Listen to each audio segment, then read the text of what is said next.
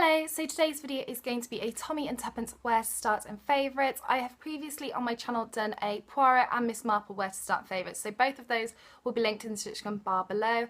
And for those of you asking, I will be doing a where to start with the standalones and where to start in general, and then afterwards I'll do a Q&A as well.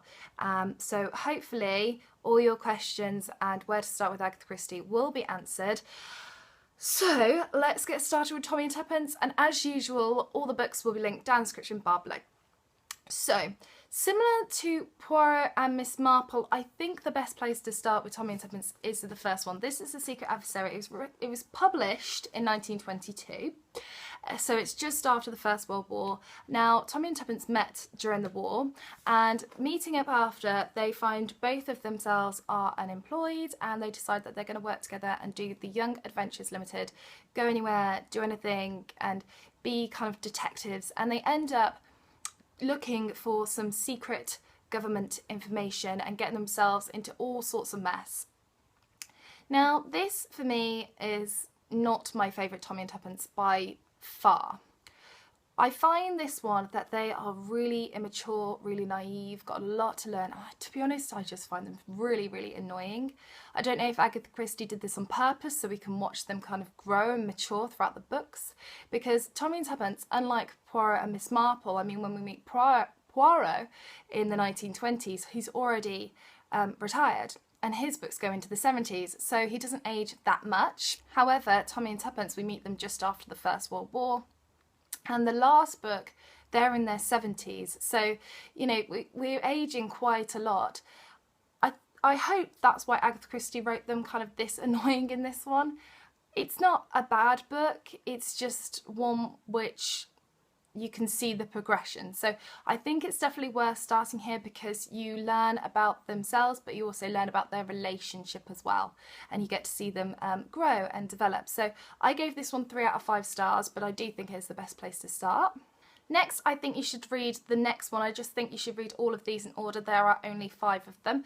You should next read Partners in Crime. This is a collection of short stories, and this works so well. This was published in 1929, so it's only a little bit later.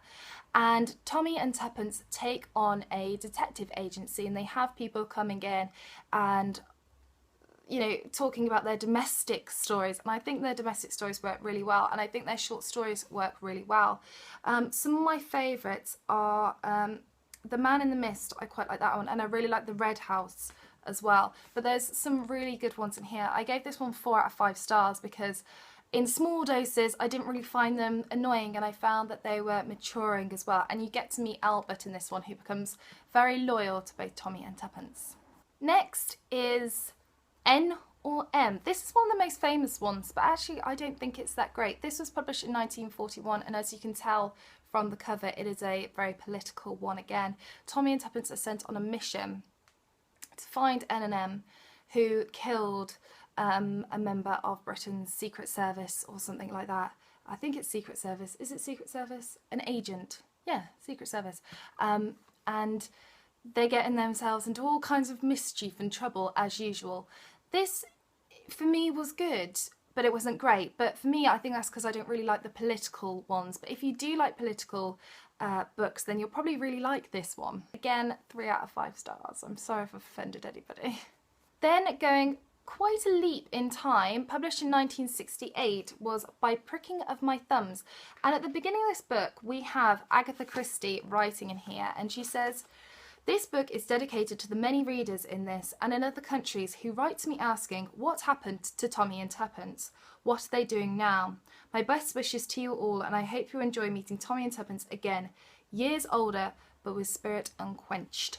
This one is amazing. This by far for me is Tommy and Tuppence's best work. Well, I say Tommy and Tuppence's best work. It is in a way. Agatha Christie's best work of Tommy and Tuppence. This is Agatha Christie's kind of gothic twist novel. This is awesome. So Tommy and Tuppence go to visit Tommy's Aunt Ada in a nursing home called Sunnyridge, and Aunt Ada is a very blunt woman and she doesn't really like Tuppence that much, so Tuppence kind of has to leave the room and she goes and sits in the day room with all the other residents. She ends up sitting next to a woman called Mrs. Lancaster, and she says, "Oh, I'm sorry, it wasn't your dead child behind the fireplace." And Tuppence was like, "Would?" And then Aunt Ada dies, and they get lots of her possessions, including a picture which was recently acquired from Mrs. Lancaster, and they think it's only right to return it to her.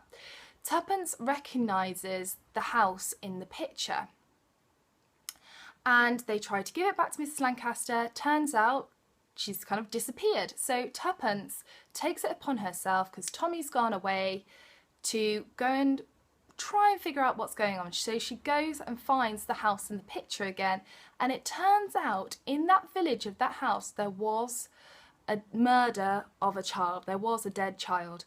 So dun dun dun. I thought this book was incredible. This book is absolutely amazing. There is the beginning with Tommy and Tuppence, then there is a big massive chunk and it's just Tuppence by herself. Then there's a little bit with Tommy by himself, and then it's Tommy and Tuppence together. And I have to be honest, those times where they're separated, it's lovely. And I feel like I got to know them so much better. And I think also because they're older, they're less annoying, and I actually just really fell for them. I thought they were brilliant in this book. This book is amazing. It's really chilling.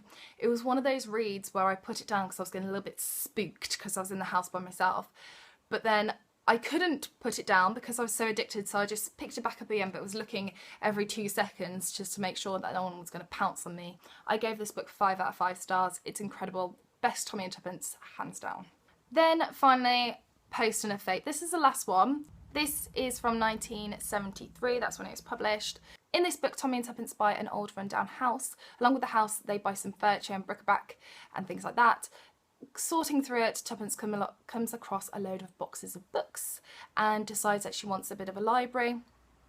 Instead of sorting the books onto the bookshelves, she ends up sitting down and reading them, and then she comes across this one book where words are underlined.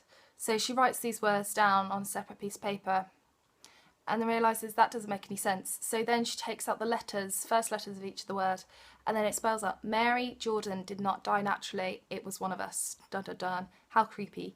And then Tommy and Tuppence go off and search who was Mary Jordan and what does it have to do with their house, and is anyone still lurking? Are they in danger?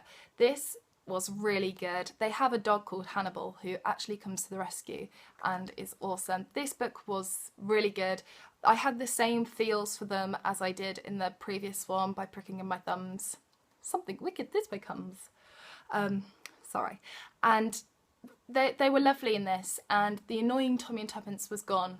And this book doesn't have the best reviews. It's one of the ones towards the end, but I actually really enjoyed it and thought it was really good, so it is definitely worth the read. I gave this 4 out of 5 stars. So that is Tommy and Tuppence, Where to Start, and my clear favourite is By Pricking on My Thumbs. I hope this has helped you. I hope this is kind of maybe not... I think a lot of people are put off by Tommy and Tuppence. I don't think they have the best reputation. I think probably because Poirot and Miss Marple have such a good one. But I hope this made you think a bit more, maybe might pick up a Tommy and Tuppence book in the future, even if you don't pick up them all, although there's only 5, maybe it might pick up one of them, maybe. So that's my video. I hope this helped. Any questions that you have in regard to Tommy and Tuppence, leave them in the comment section down below and I'll do my best to get back to you. So I hope you're all having a lovely day. Please subscribe if you're new to my channel, and I shall see you all soon. Take care. Bye.